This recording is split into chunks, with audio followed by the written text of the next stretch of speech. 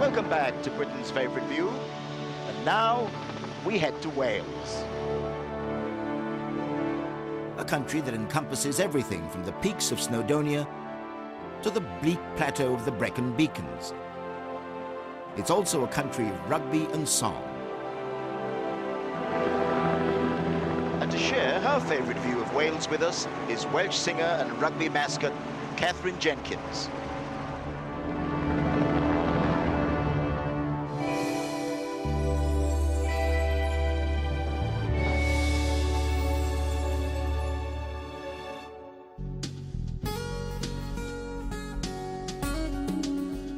In 1956, Gower was designated the first area of outstanding natural beauty in Britain.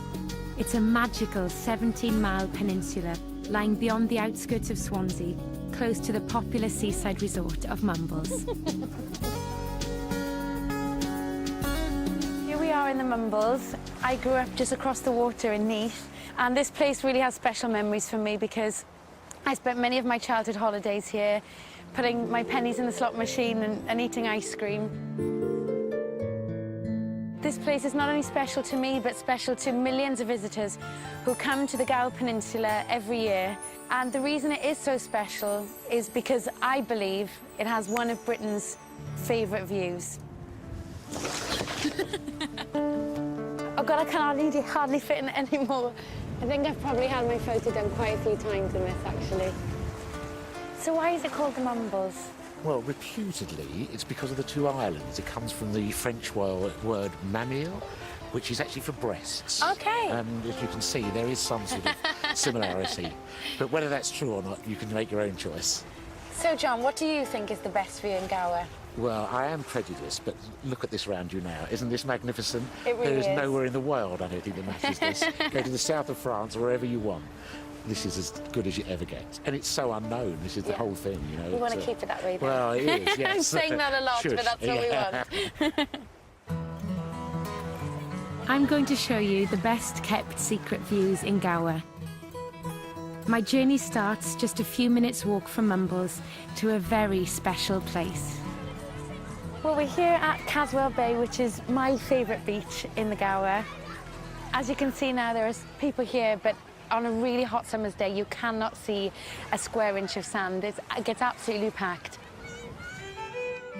Back then, it was all about sandcastles and rock pools with my sister. But there's more to these shores than meets the eye. Well, tell you, we'll have a delve in some of these pools, see what we can find. Oh, I've definitely done this a few times in my net. Catch that starfish. I didn't even know you could pick them up. If you lift them up and look, you can see the legs moving. Is this one missing so it's a still leg? alive. But it'll grow back. Will it? There are about 3 or 4 different types of seaweed here. There's one there, at least 3 there. And, of course, we do have the famous lava bread. Eating lava bread with cockles is a special treat. There we are, wonderful stuff. See, it's actually green. Yeah. And when you look at it when it's cooked, it looks black, but it's actually a green colour. And now for a traditional Welsh breakfast cooked here on the beach. And these are cockles that have been taken out of the shell and boiled, and, of course, the wonderful lava bread. This is honestly my favourite meal. Whenever I come home, my mum will go to Swansea Market and buys me cockles and lava bread. You want to use that fork? Want to have a go? So we're eating Welsh seaweed here, off the rocks, aren't we? But it's good. Indeed. Fantastic. I'm happy. It's not just the stunning beaches. The geology of the Gower Peninsula makes for a huge variety of scenery, ranging from amazing limestone cliffs of the south coast to the bleak and majestic salt marshes in the north, home to the famous wild marsh ponies. When the tide comes in, they'll sit, you know, with the water almost up to their bellies until the tide goes out again. One of the highest viewpoints in Gower is Cefn Bryn. At 600 feet, the view is shared with skylarks and a 4,500-year-old tomb called Arthur's Stone. This is Arthur's Stone, which has quite a lot of romance attached to it. When a man and woman are going to get married, the woman will come here and bring a cake that she's made of barley and honey and put it under the stone. And if the man truly loves her, he will appear just down there and walk up and come and eat the cake.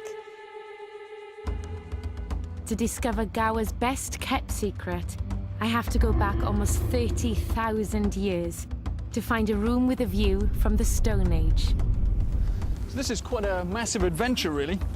The site that we're in now, this is Pavlin Valley, and it's probably the most significant historical site on Gower, possibly even the whole of the UK.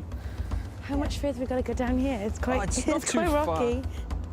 It's incredible to think that I'm walking in the footsteps of Stone Age man, but it's a bit scary. I don't think I can go down here. I'm going to strangle you when we get to the top. But this is the only way to see a prehistoric burial site in a spectacular cave. Back in 1823, Reverend William Buckland discovered the Red Lady of Pavlin. The body was found in about this spot, laying down flat on the back, and the bones had all been stained red using iron oxide, otherwise known as red ochre, and it turned out to be a man. And also with the body was found a mammoth skull, and the reason it's so amazing is the fact that this is the oldest ceremonial burial in Western Europe, so being 30,000 years old, it predates everything else we've got. And if you went back that far, you could have walked to Devon, so there was no Bristol Channel, no sea, it was just a forested area. The Stone Age hunters of the Gower would have viewed a woodland plain from this cave. Since then, the sea has swept in and carved a new landscape. Thousands of years later, the Normans knew a good view when they saw one. They even built a fortress on it. Penard Castle stands on a hilltop overlooking the tidal estuary of Three Cliffs Bay. This absolutely amazing setting for a castle. Apparently it's over 800 years old, and it's just so dramatic. Well, today, of course, it's a nice romantic ruin, but 800 years ago it was a symbol of oppression. But today it's a place to come and relax and take in the fantastic views from here. You can see why the Normans would have built their castle here. I just think it's the most breathtaking view. You know, not only have you got all these beautiful sand dunes, you've got the sort of meandering river going out towards the sea. It just amazes me. And the view gets even better just round the corner. Look at this. This is It's absolutely one of the most stunning. Yeah, it's a world-beating view, isn't it? It is. It's incredible. It's a view you can never get tired of. It's not as steep as it looks. I don't want to fall. It's not hard to see where Three Cliffs Bay gets its name. So here we are, right up close now to the limestone. Of course, limestone's a soft rock and it takes a pounding from the waves, and it makes all these wonderful features, cracks. And just over here then is the sea cave. Let's go in there next. Let's do that.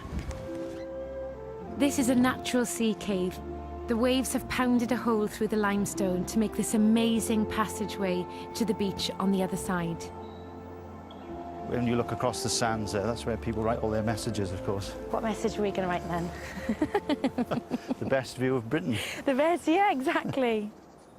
It's no surprise that Three Cliffs Bay is one of the most photographed views in Europe.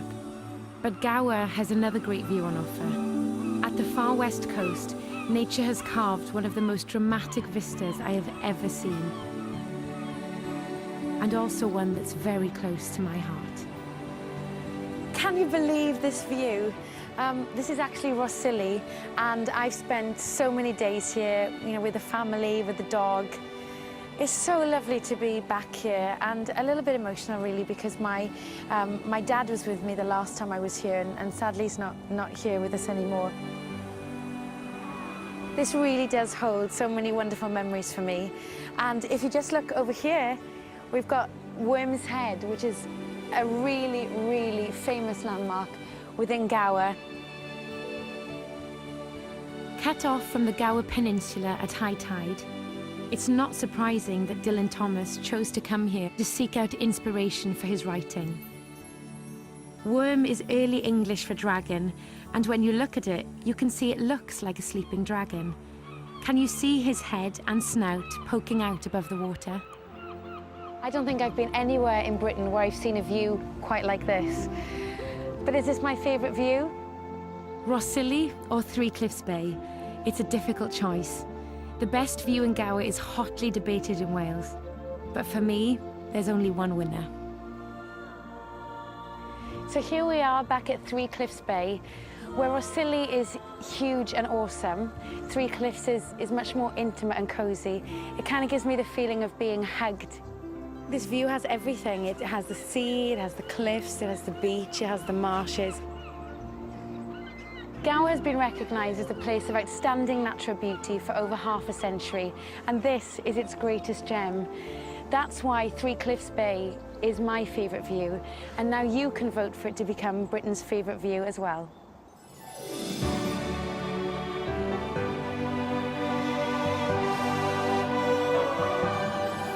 You can vote for Three Cliffs Bay to be in the final when the lines open at the end of the show.